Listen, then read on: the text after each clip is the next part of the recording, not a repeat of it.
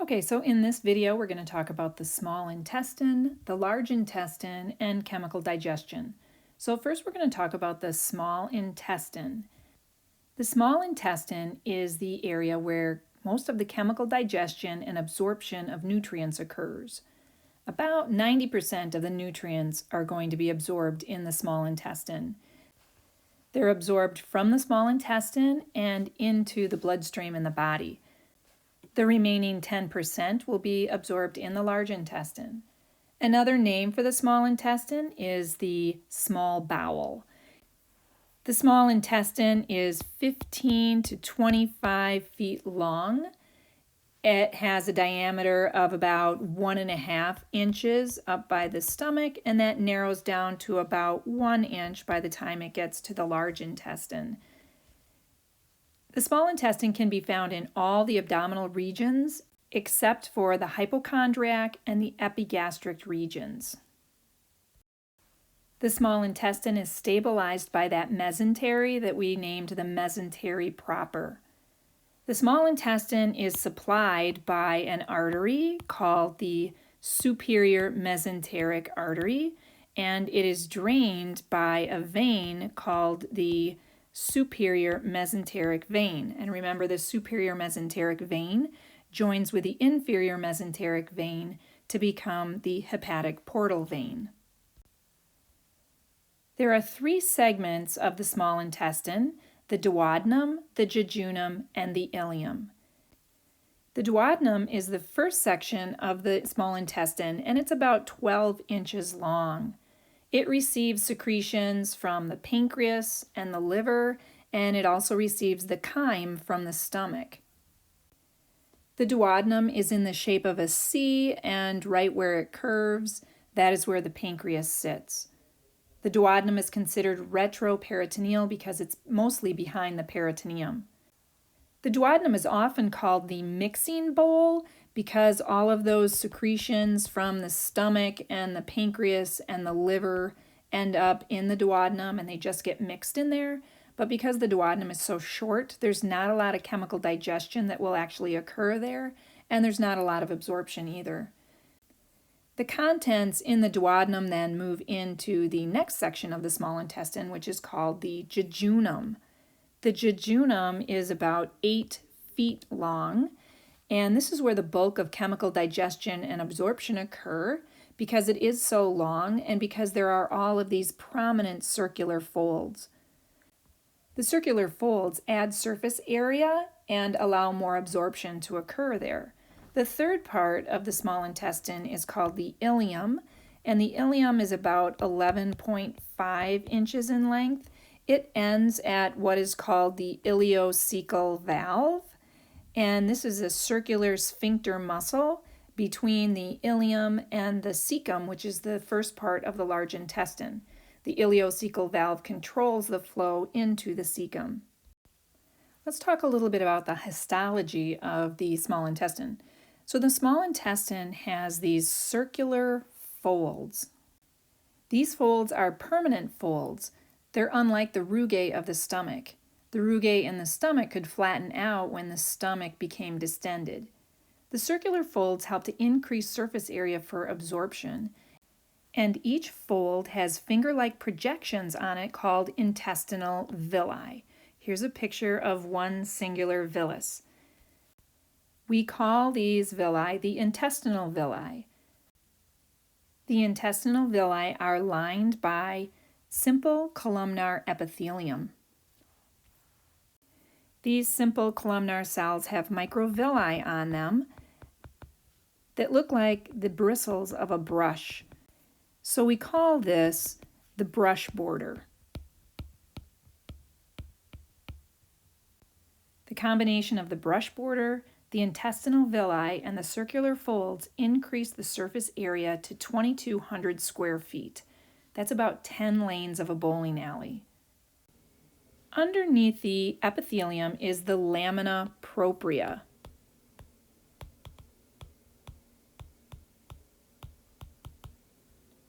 The lamina propria contains capillaries that are going to absorb the nutrients.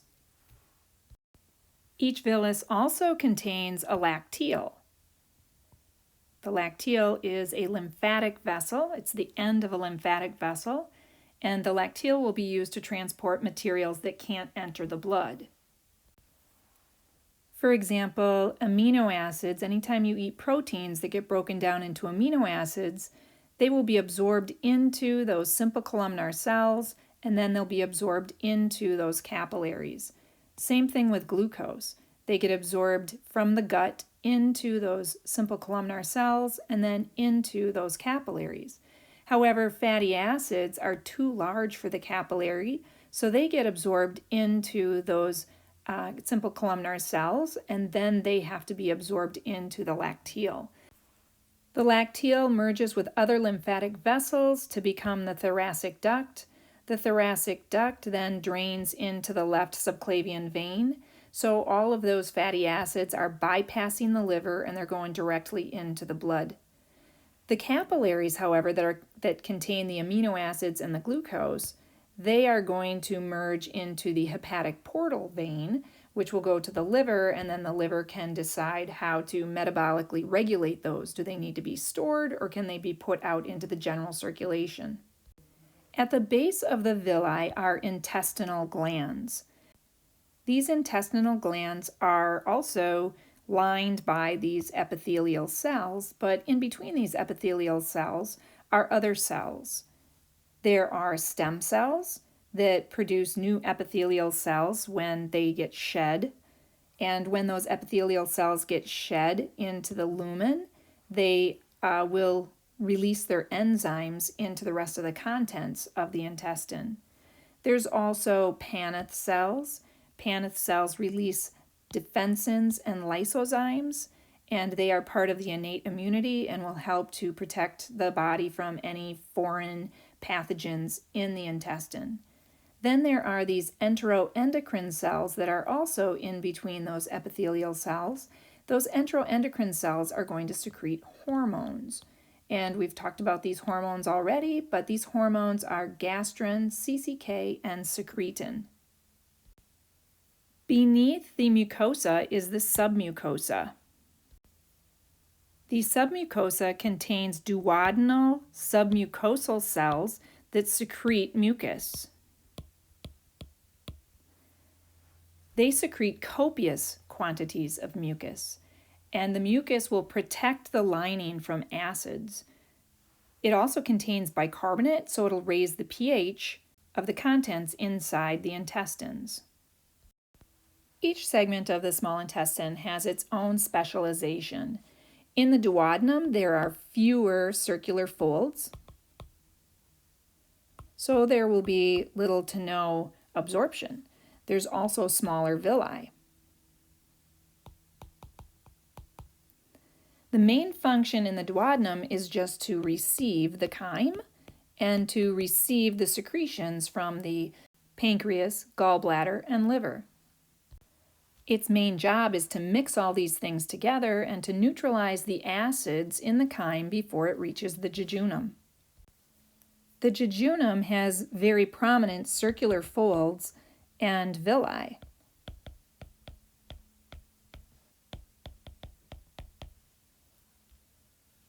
More so in the first half than in the second half. They start to decrease in size the closer they get to the ileum. So most of the absorption is going to occur in the first half. One drastic weight loss method is to remove the first half of the jejunum so that there's less absorption of fats and calories. Most chemical digestion and absorption takes place in the jejunum.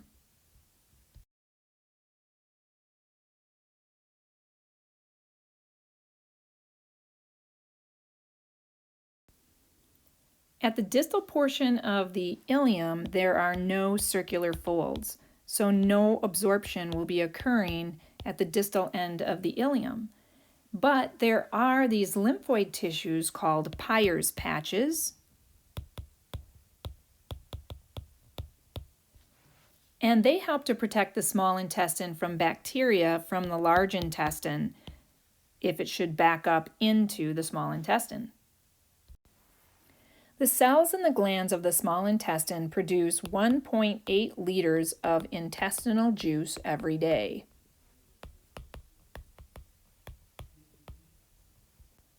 The fluid in the intestinal juice comes from the mucosa through osmosis, and it also comes from the glands through secretion. The intestinal juice helps to moisten the chyme, and it helps to buffer acids, and it just keeps all those nutrients and enzymes in solution.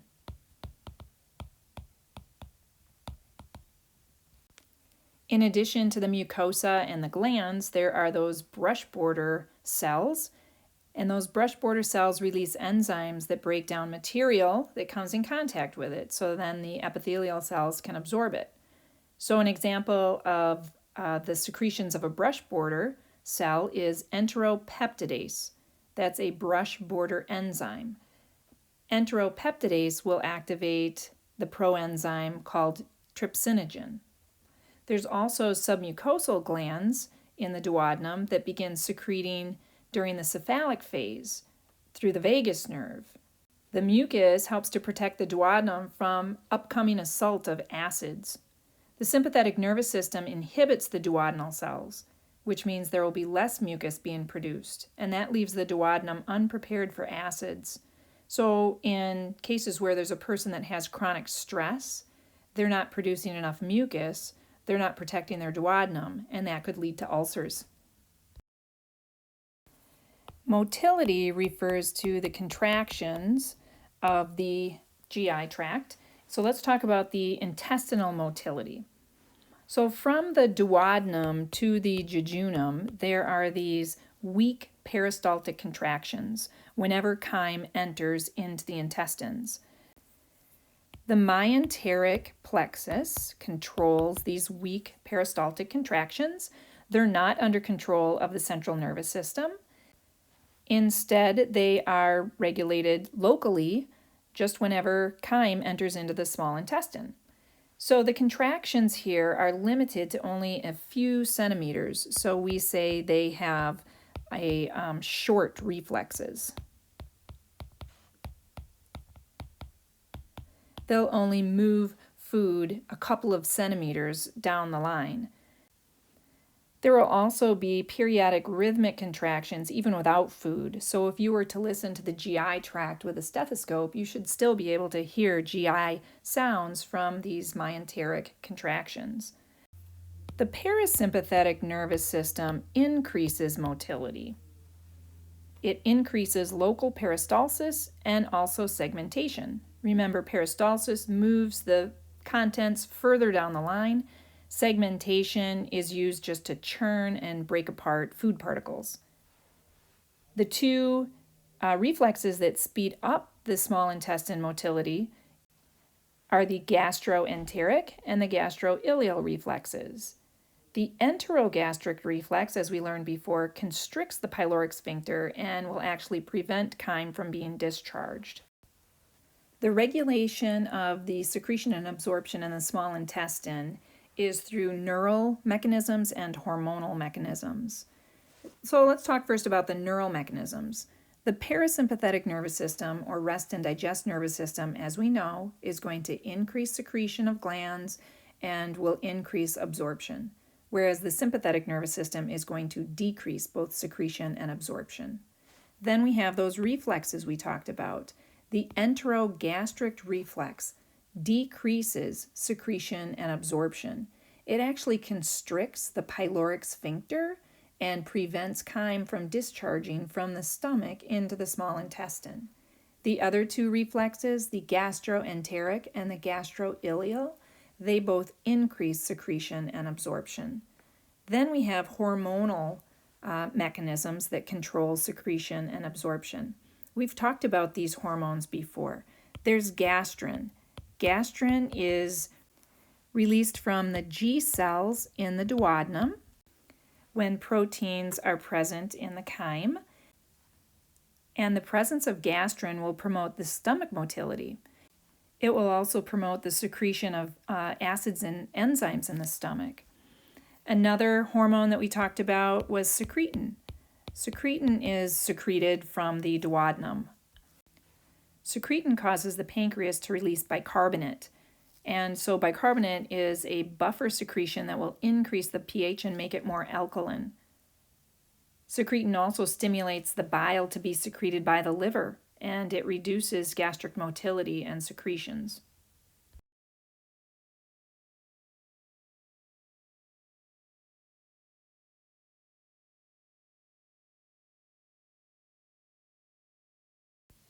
Another hormone is GIP, or gastric inhibitory peptide. Like the name implies, it's going to inhibit the gastric activity. It's going to be released whenever there are fats and carbohydrates in the chyme, and so the intestine receives those fats and those carbohydrates, and it tells the stomach to just slow down. Because there's carbohydrates, it also stimulates the pancreas to release insulin, and it also stimulates adipose tissue to start producing, storing the lipids. It also tells the skeletal muscles to start using up the glucose.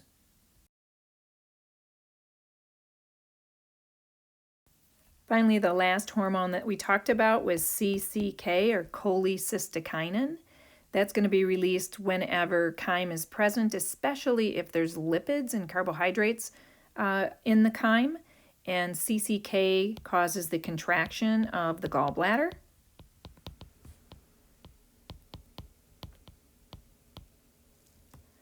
It also relaxes that hepatopancreatic sphincter so that the bile from the gallbladder can enter into the duodenum, and so can the pancreatic juice from the pancreas enter into the duodenum. CCK also inhibits gastric activity, tells the stomach to slow down.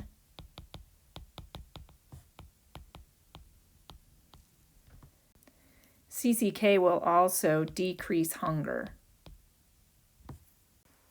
Another hormone you might hear about is called enterocrinin. This hormone stimulates mucus to be released from the submucosal cells. It helps to make the food slide easier through the intestines. It takes about 5 hours for food to move through the small intestine from the duodenum to the ileum. So when you eat breakfast, the food's going to leave the small intestine by about lunchtime. The movement of the mucosa enhances the absorption, so the movements help to stir and mix the contents and make the absorption more efficient. So now we're going to move into the large intestine. Another name for the large intestine is the large bowel. The large intestine has 3 segments to it. It has the cecum, which is the first segment, the colon, which is the second segment, and the rectum, which is the last segment. The cecum is an expanded pouch. The ileocecal valve controls what enters into the cecum, and then there is the appendix, which is attached to the cecum. The cecum stores materials coming in from the ileum, and it begins compaction of those materials. The appendix contains lymphoid nodules. The colon is thinner and wider than the small intestine, and it contains these pouches that are called haustra. The haustra permit the colon to expand. The haustra are produced or created by these smooth muscles along the length of the colon called tinea coli. The tinea coli muscles have a muscle tone to them, which creates the haustra. The colon is divided into 4 segments: the ascending colon, the transverse colon, the descending colon, and the sigmoid colon. The ascending colon starts at the cecum, and it travels up to just underneath the inferior part of the liver, then it bends. Where it bends, we call it the right colic flexure. The transverse colon extends from the right colic flexure across the abdominal cavity to the left colic flexure. It's horizontal, and at the left colic flexure, it bends to become the descending colon. The descending colon descends down to the iliac fossa, and then it curves towards the midline to become the sigmoid colon. The sigmoid colon then empties into the rectum. The entire large intestine receives blood from the superior and inferior mesenteric arteries, and then they are drained through the superior and inferior mesenteric veins. Colorectal cancer is cancer of the colon and or the rectum. It is the third most common cancer, and the best defense against this cancer is early detection and then prompt treatment. We have screens that will screen the feces for blood, and then colonoscopies are also used to detect colorectal cancer. The rectum is 6 inches long, and it stores feces. The anus is at the end of the rectum where the feces exit. So let's take a look at the rectum. The rectum has these internal anal sphincter muscles. They are smooth muscles and they're involuntary. So they're going to relax whenever there's pressure inside the rectum from the presence of feces. Then we have the external anal sphincter muscles, and those are skeletal muscles that guard the anus, and they're going to stay closed until you voluntarily open them. In the lamina propria and the submucosal layers of the rectum, there are a network of veins, and when those veins become distended, that's called a hemorrhoid. So the large intestine has no villi, but it has many goblet cells.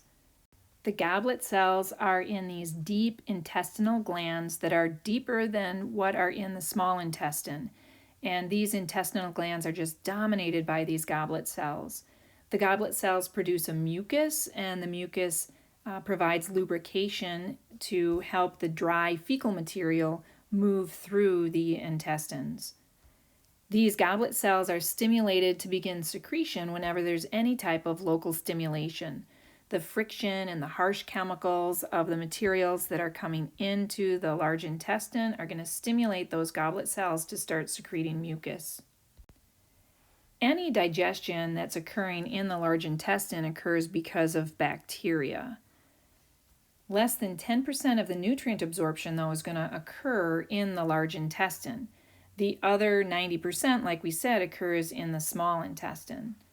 So the colon is mixing and propelling food just like the small intestine, and it prepares the fecal matter for defecation. Like I said before, absorption of water and nutrients and toxins, most of it occurs in the small intestine, like 90%.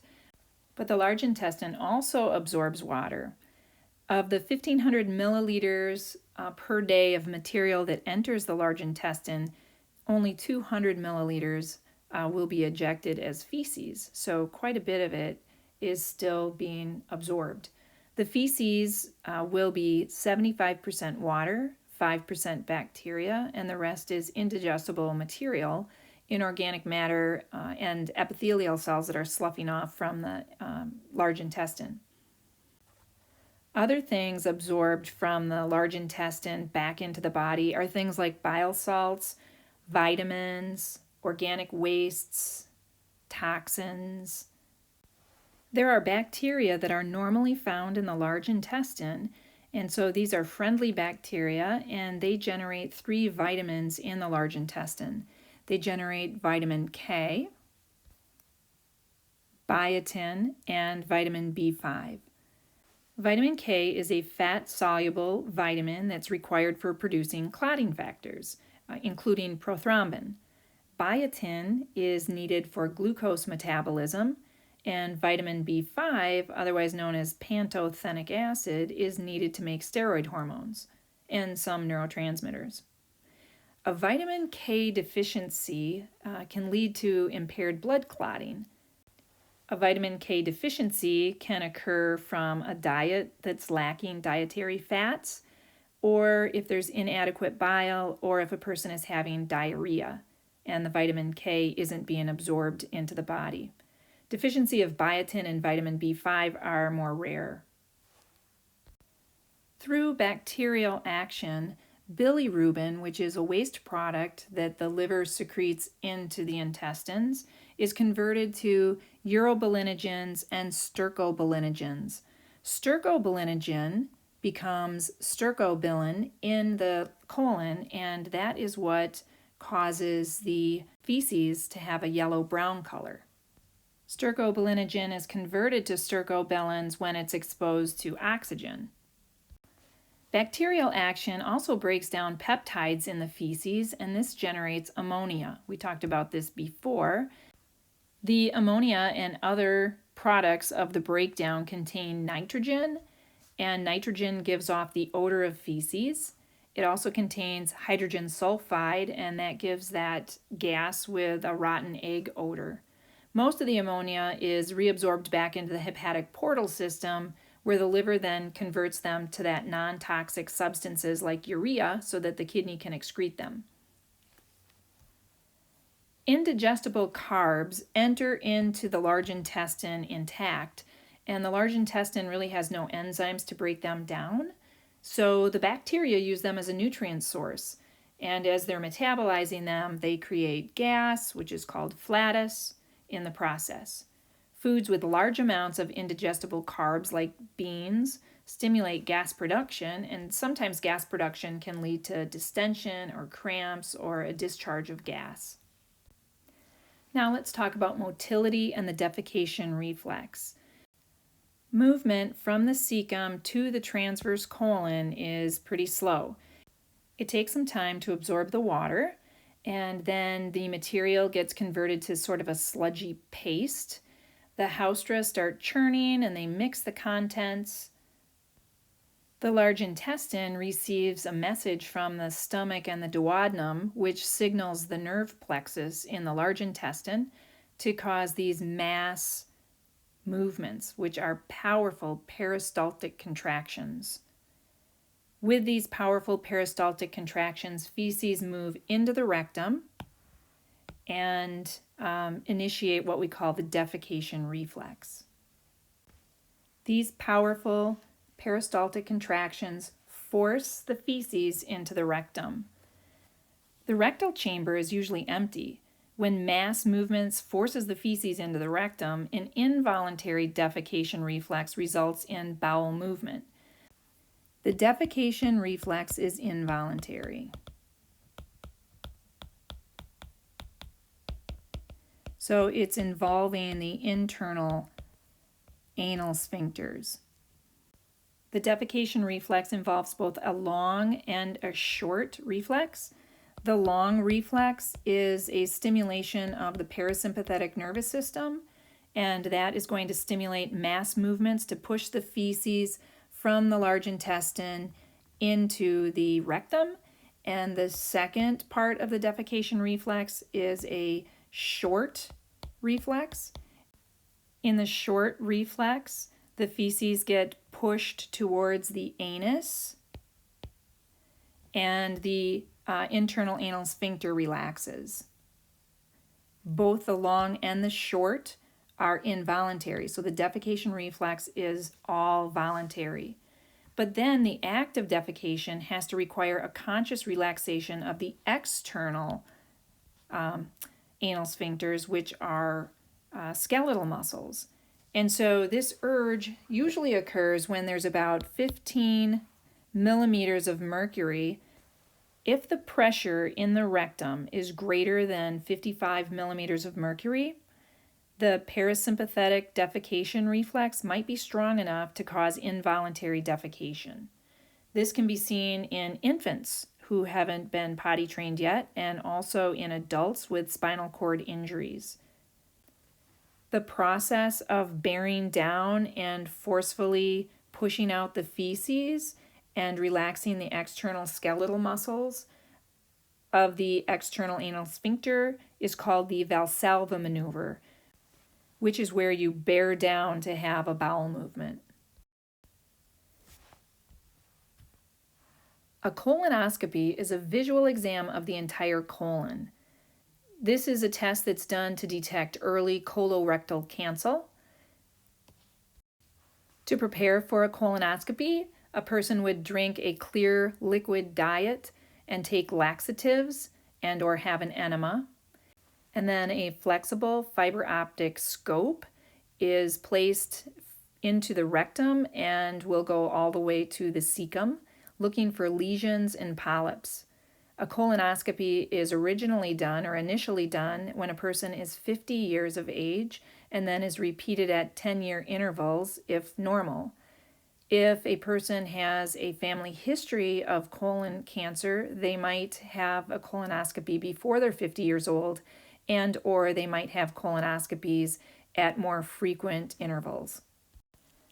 I now just want to talk briefly about chemical digestion.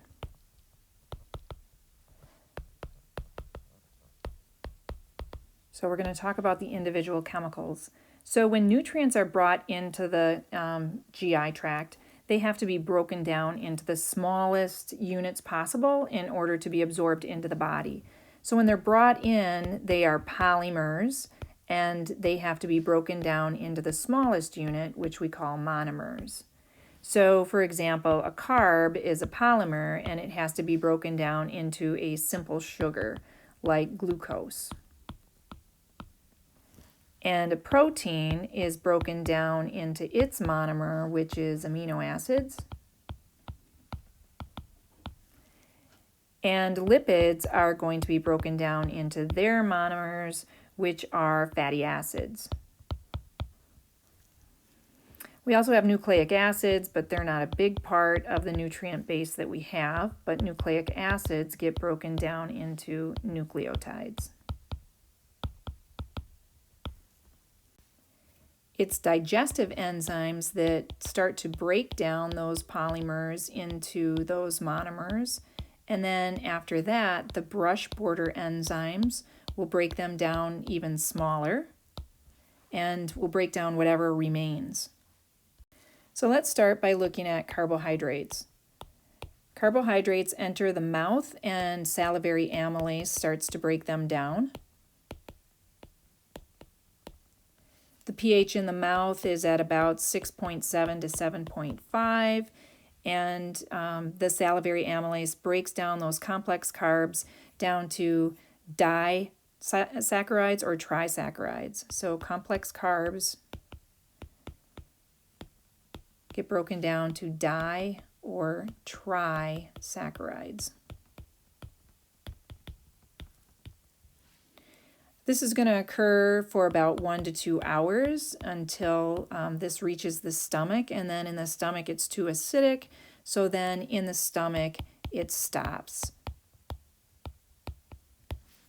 Carb digestion stops because it's too acidic. Then in the duodenum, the pancreas starts producing and secreting its alpha amylase, and that makes carbohydrate digestion start again.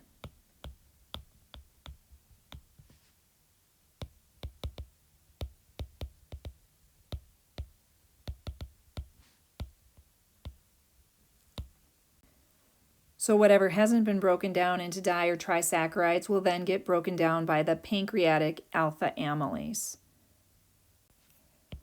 Then the brush border enzymes start to work. And they're going to break those di and trisaccharides down into even smaller units. So they break those down into what we call simple sugars or monosaccharides.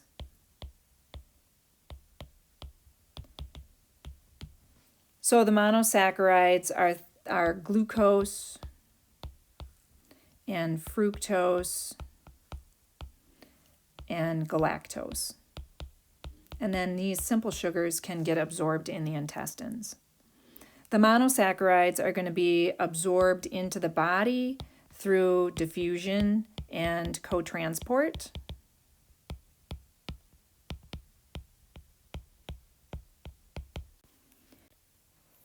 Then the simple sugars diffuse into the blood, into the capillaries of the villus, and then into the hepatic portal system that leads to the liver. Lipid digestion begins in the mouth too, as well. In the mouth we have lingual lipase. Lingual lipase is secreted by these glands underneath the tongue. And lingual lipase will break off fatty acids from the triglycerides.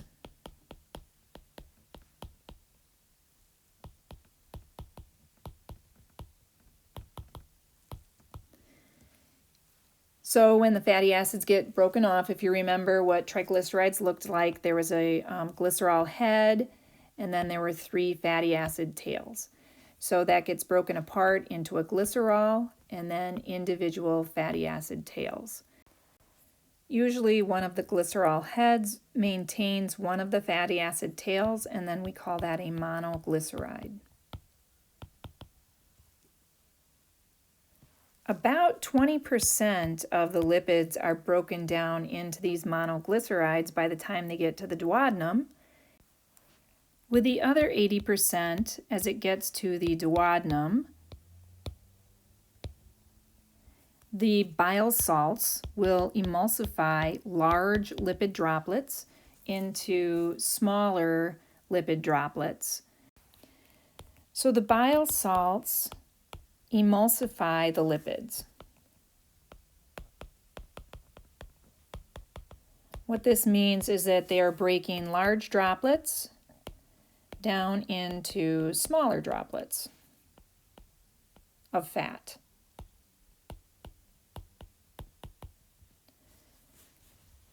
These smaller droplets then are going to mix with the bile salts into a complex that we call a mycele.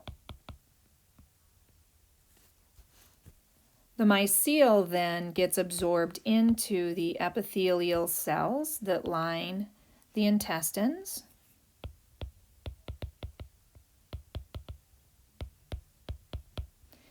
And in the epithelial cells, they get reformed into triglycerides,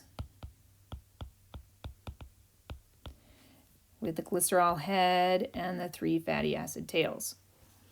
The triglycerides then become coated with a protein, and they form what's called a chylomicron. Chylomicrons are secreted into the interstitial fluid.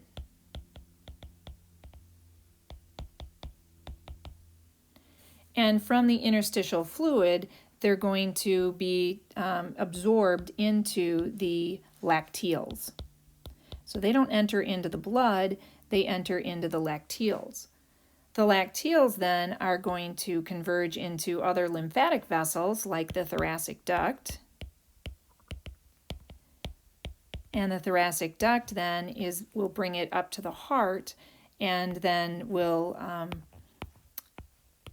empty into the subclavian vein.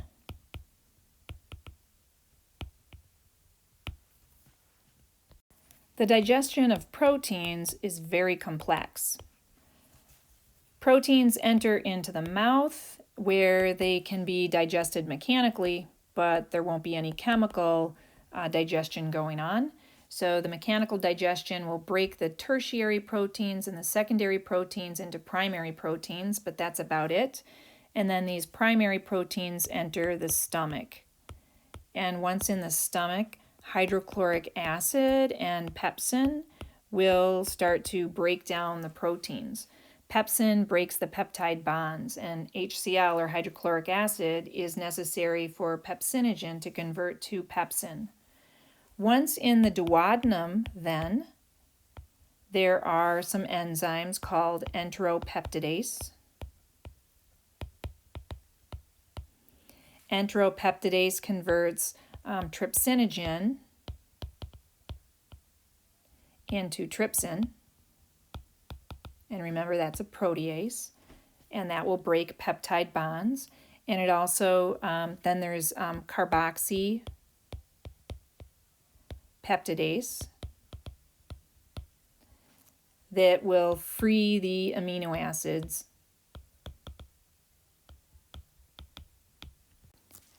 from the di and tripeptides. The amino acids then enter into the interstitial space through diffusion, facilitated diffusion and cotransport, and from there they're going to diffuse into the capillaries. The capillaries then will transport those amino acids to the liver through the hepatic portal system. Water absorption is done through osmosis.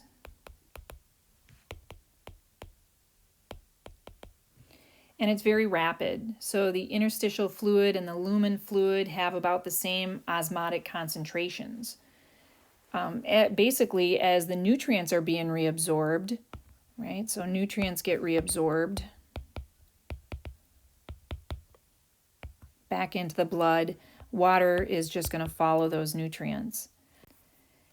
In the digestive tract, about 2,200 mils of fluid enters the digestive tract from food and fluids that are taken in, and then the saliva and other secretions add another 7,200 mils.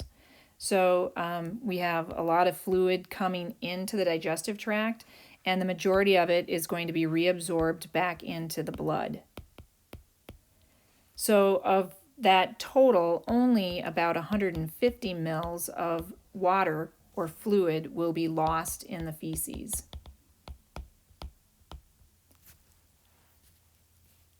We'll talk just a little bit about ion absorption. Each ion is handled individually. Sodium ions are the most abundant ion found in food. They're going to move into that interstitial fluid and then into the blood. The rate is proportional to the intake. So, for example, if you're eating salty foods, the more salt you eat, the more salt that will be absorbed. And of course, the more sodium that's absorbed, the more water that will be absorbed as well. Sodium absorption is increased with the hormone called aldosterone. And we'll talk about that at a later date. Another ion is calcium. Calcium is moved into the interstitial space through active transport, and calcium speeds up with the hormone called calcitriol. Calcium absorption increases whenever calcitriol is available, when it's present. Other ions that get absorbed are potassium, magnesium, iron, chloride, iodide, bicarbonate, nitrate, as well as phosphates and sulfate. Vitamins also get absorbed, and we're going to talk more about vitamins when we get to chapter 27. Vitamins are required in small quantities, but they're important. They act as cofactor and coenzymes in metabolic pathways, and there's two major groups.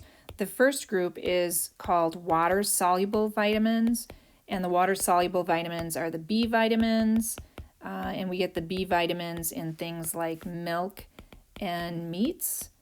And there's also the C vitamins that we get from citrus fruits.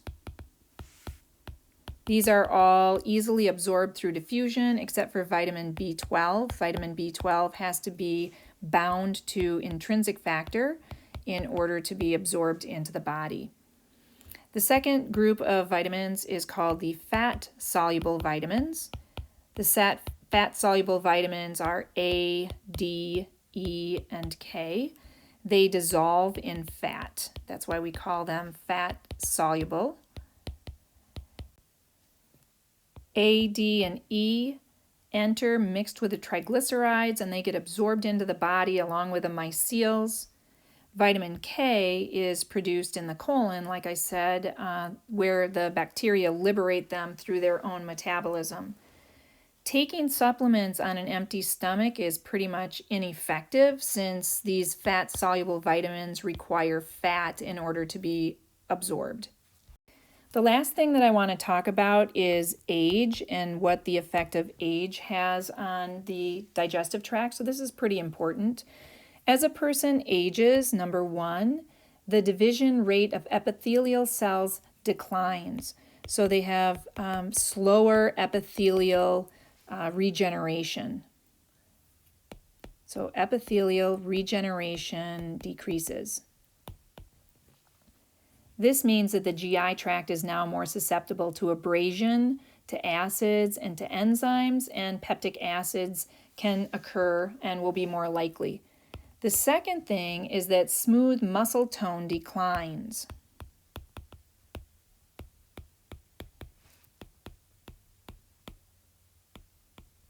This means that motility decreases and there's more weak peristaltic contractions, and this leads to constipation. So elderly people tend to have more constipation. Then they start to strain, and then they start to get hemorrhoids. They also get a weakening of the sphincter muscles, like the lower esophageal sphincter, and that can lead to heartburn. The next thing that happens in age is that there is what we call cumulative damage. Cumulative damage occurs when a person takes in things like toxins, such as alcohol, and then they are transported to the liver, and then this chronic exposure leads to things like cirrhosis and liver disease. So we're not going to see cirrhosis and liver disease in younger people because there's this cumulative effect. We're going to see this in older people who have been taking in these toxins for a longer period of time. Next, we see an increase in the cancer rate in older people. Cancer is most common in organs where there's a lot of stem cells, where those stem cells are dividing to maintain epithelial cell populations. So we see this in the areas in the digestive tract where there's a lot of this epithelial regeneration, like in the oral cavity, in the esophagus, in the pharynx. Those are all common areas where epithelial cells are dividing, and we see cancer in older people, especially among elderly smokers. Next, we have dehydration that's more prominent in older people. This is due to a decrease in the osmoreceptor sensitivity. So the receptors aren't detecting that there's decreased fluid. And then the last thing is that there are some indirect effects that happen when a person ages. For instance, a decrease in absorption can lead to a decrease in bone mass because there's a decrease in calcium absorption. And this can be associated then with an erosion of tooth sockets and the loss of teeth in elderly people. There's also a decrease in olfaction, so a decrease in smell, as well as a decrease in gustation, which is a decrease in taste. Sensitivities with age, and this leads to dietary deficiencies because people aren't going to be eating as much because they don't find as much satisfaction in eating. Okay, so that ends then this chapter on the digestive system.